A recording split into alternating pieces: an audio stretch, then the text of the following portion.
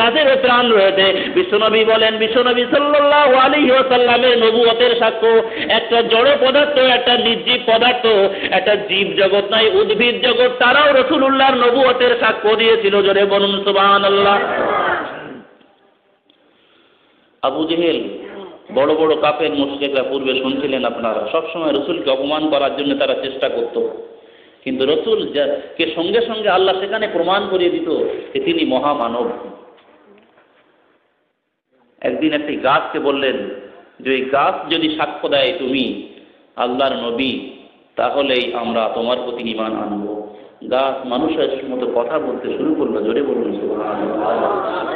আমি মানুষের কথা বলছি না, উদ্ভিদ জগতের কথা বলছি।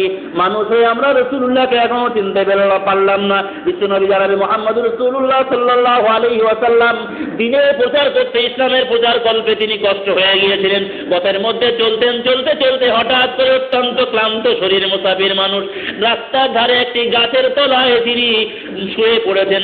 অমনি তার ঘুম চলে এসেছে। জোরে বলুন সুবহানাল্লাহ।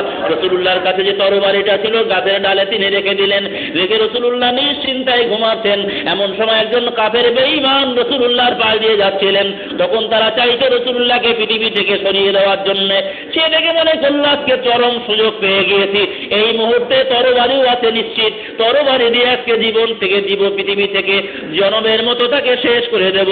কিন্তু না, সেই তরবারি নিয়ে যখন রাসূলুল্লাহকে মারতে যাবেন, এই পৃথিবীর মানুষেরা ভালো করে শুনে রেখে দাও, ওই সময় গাছের যে ডালটা ছিল, গাছের ডালটা মানুষের মতো করে এমন জোরে সেই কাফেরের মাথায় আঘাত করলো, জমিনে পড়ে গেল, মাথা ফেটে চৌচির হয়ে গেল। জোরে বলুন সুবহানাল্লাহ। ও মুসলমান, বৃক্ষ তরুলতা আমার রাসূলুল্লাহকে চিনতে পারলো, আমরা মুসলমান হয়ে সেই রাসূলকে চিনতে পারিনি।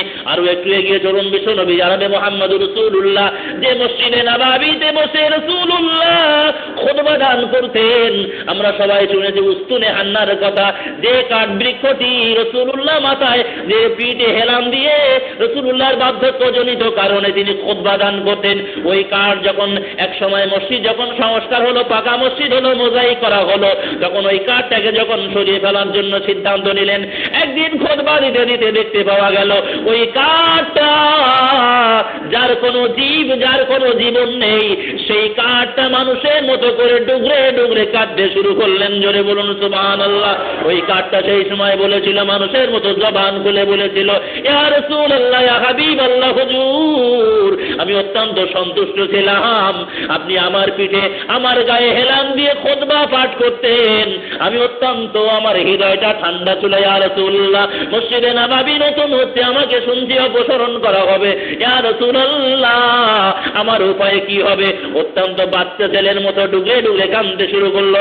রাসূলুল্লাহ মিম্বার থেকে নেমে ওই কাঠের গায়ে হাত বুলিয়ে দিলেন এবং তাকে সান্ত্বনা দিলেন। জোরে বলুন সুবহানাল্লাহ।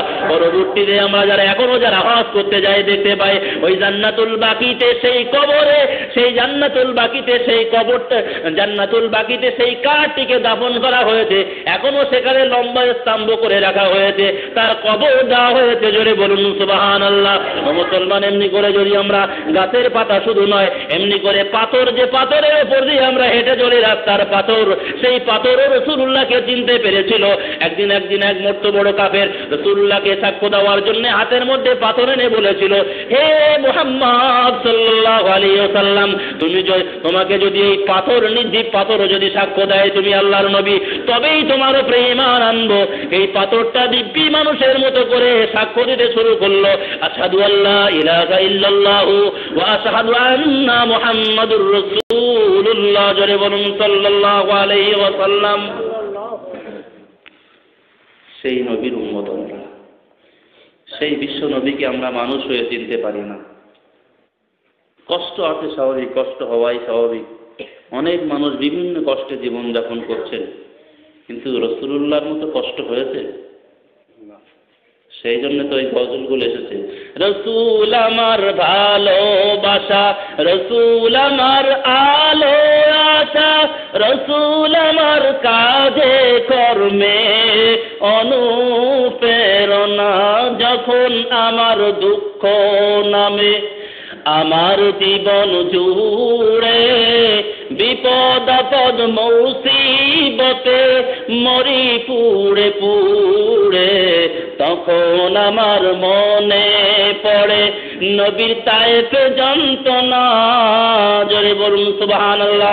আমার আপনার জীবনের যতই কষ্ট আসুক না কেন, রাসূলুল্লাহর জীবনের ক্ষণিকের কষ্ট যদি মনে করেন, আপনার জীবনের কষ্ট মুহূর্তের মধ্যে বিলীন হয়ে যাবে।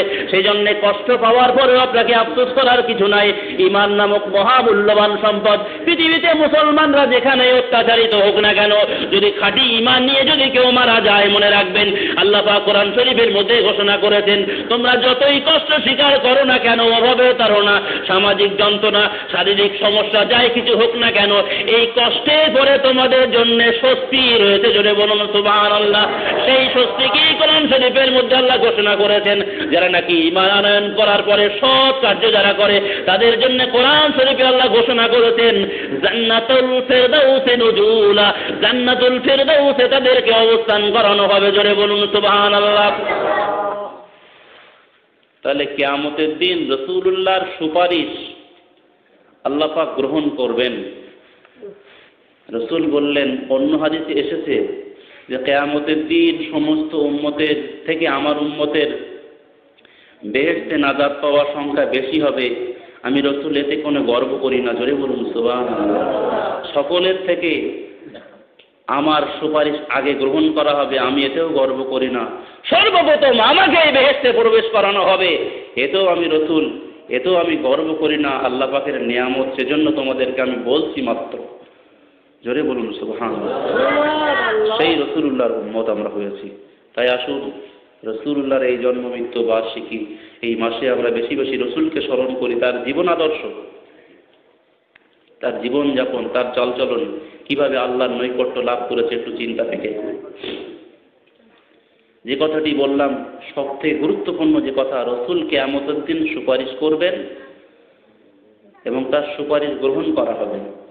এখন এই কথাটা মনে করে অনেকে হয়তো ভেবে নিতে পারেন যে কলেমা পড়ে নিয়েছে আর মাঝে মাঝে শুক্রবারে তো যাচ্ছি, আর তা না হলে ঈদের নামাজ তো মিস করিনি, আর কিয়ামতের দিন রাসূলুল্লাহর পা জড়িয়ে ধরবো ভালো করে, বেশ সুপারিশ হয়ে যাবে।